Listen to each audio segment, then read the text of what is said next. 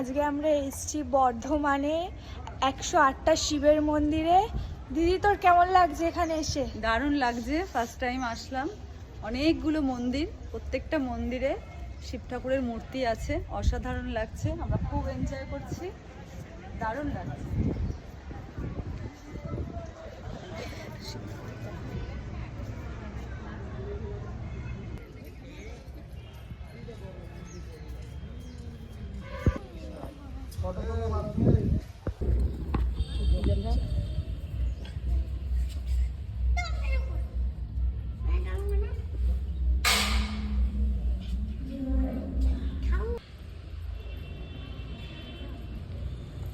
অসম্ভব সুন্দর একটা মন্দিরে আমরা এসেছি ফার্স্ট টাইম। কোথায় এটা? কোথায়?